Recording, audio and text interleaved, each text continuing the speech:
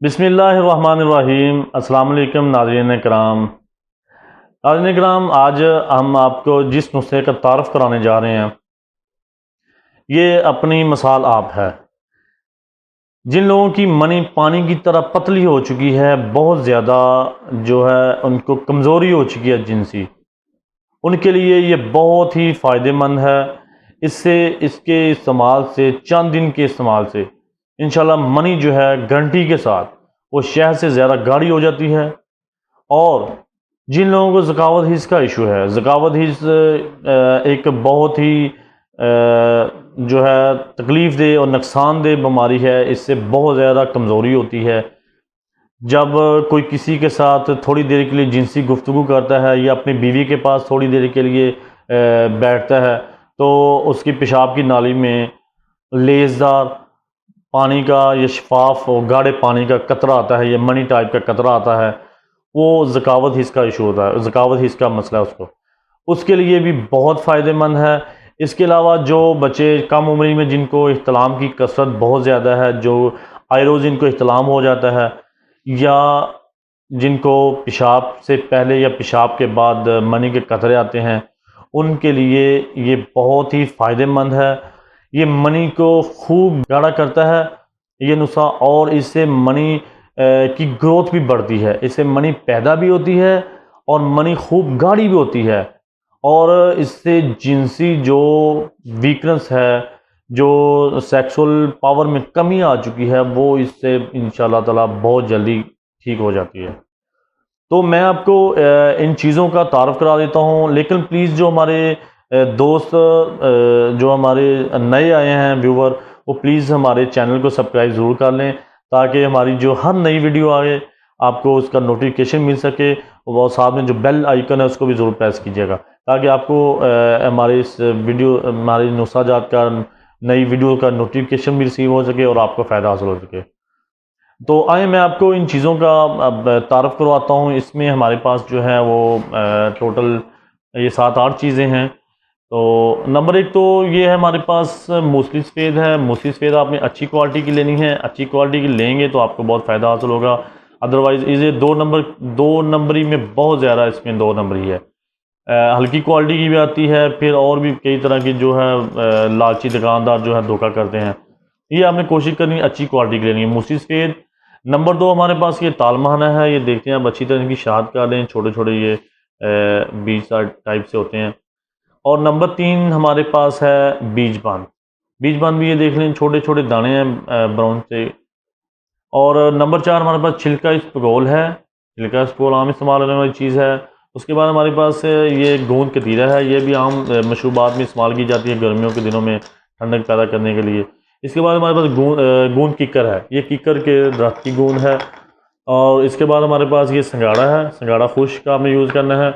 उसके बाद हमारे पास ये है बहमन सुरख, और ये है बहमन सफ़ेद। ये लकड़ी से होती हैं। ये बहमन सफ़ेद है और ये बहमन सुरख है। नंबर 1 मूसली सफ़ेद, नंबर 2 तालमहाना, नंबर 3 बीजबंद है, नंबर 4 हमारे पास छिलका स्पोल है। उसके बाद हमारे पास गूंद कतीरा है, और फिर गूंद किकर है, और ये संगाड़ा खुश्क है, ये बहमन सुरख है, और ये बहमन सफ़ेद है। ये टोटल जो है 8-9 चीज़ें हैं। इन चीज़ों को आपने एक ही मकदार में लेना है। मैं आपको मकदार खुराक बता रहा हूँ इनकी। इन सारी चीज़ों को आपने एक ही मकदार में लेना है। और दोस्तों आपने इनको अच्छी तरह कोशिश किया करें, जब भी कोई नुस्खा या फार्मूला अपने देसी मेडिसिन का बनाना हो तो कोशिश किया करें आप इनको पहले धूप में खुश्क कर लिया करें।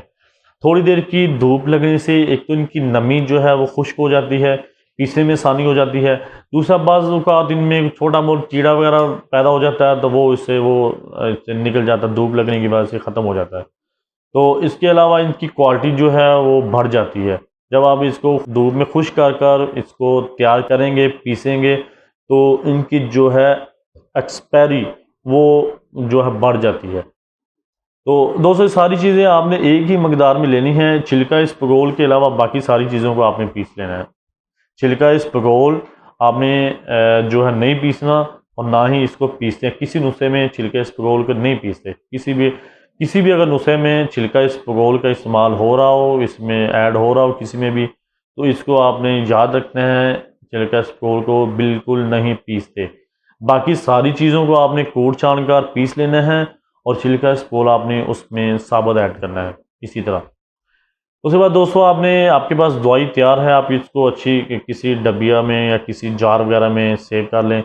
और आप इनको जो इस तरह की मेडिसिन होती हैं मुगल्लज़, मनी को गाढ़ी करने वाली और मर्दाना क़ुव्वत को बढ़ाने वाली, और जो सूरत अंजाल को, ज़कावत हिस्स को, या एहतलाम वगैरह के मसले को ठीक करने वाली, ये आमतौर पर खाली पेट इनका रिज़ल्ट ज़्यादा अच्छा मिलता है।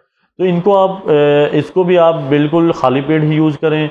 छोटा चम्मच जो है, छोटा चम्मच जो टीस्पून होता है, वो आप एक सुबह और एक शाम 2 टाइम आप दूध के साथ इसको यूज़ करें। आप पानी के साथ भी इसको यूज़ कर सकते हैं, लेकिन कोशिश करें दूध के साथ करें, ज़्यादा बेहतर है। दूध के साथ जो यूज़ करने से एक तो इसका आपको खाने में आसानी हो जाती है, दूसरा दूध एक मुकम्मल ग़िज़ा है, उसकी ताकत साथ में जब मिलती है तो इन अद्वियात का रिज़ल्ट डबल हो जाता है, इनका फ़ायदा डबल मिलता है। आधा अगर बड़ा चम्मच यूज़ करें तो फिर आप आधा करेंगे, अगर छोटा चम्मच यूज़ करें तो छोटा चम्मच पूरा, एक सुबह निहार मुँह और एक आप शाम को निहार मुँह, दूध के साथ, नॉर्मल दूध हो, बहुत ज़्यादा ठंडा या गर्म ना हो, उसके साथ यूज़ करें। और साथ में दोस्तों आप थोड़ा सा एहतियात और परहेज़ लाजमी किया करें। जब इस तरह के अमराज लाहक हो जाएँ, जिनसी अमराज, आप बिल्कुल टेलीफोन पर, फ़ोन पर किसी के साथ जिनसी गुफ्तगू जो करते हैं, इससे लाजमी परहेज़ किया करें। और लड़कियों की तरफ ध्यान ज़रा कम किया करें, कोशिश करें इससे तौबा इस्तग़फ़ार करें, अल्लाह पाक आपको महफूज रखे। और जो बाज़ारी खाने, चटपटे खाने हैं, जो तले हुए खाने हैं, तेज़ मसाला जात वाले खाने हैं, इनसे आप बिल्कुल परहेज़ किए साथ में करें। और पानी जो है मकदार में ज़्यादा पिएँ, कोल्ड ड्रिंक भी आपके लिए बिल्कुल फ़ायदेमंद नहीं है, वो भी आप बिल्कुल इस्तेमाल ना करें। तो ये आप रही बात आप कितनी देर इसको यूज़ कर सकते हैं। अगर आपको मसला थोड़ी देर से है, थोड़ा अर्सा हो गया है, तो आप इसको 3 हफ़्ते यूज़ कर लें, 3 हफ़्ते से 4 हफ़्ते तक, यानी 1 माह यूज़ कर लें।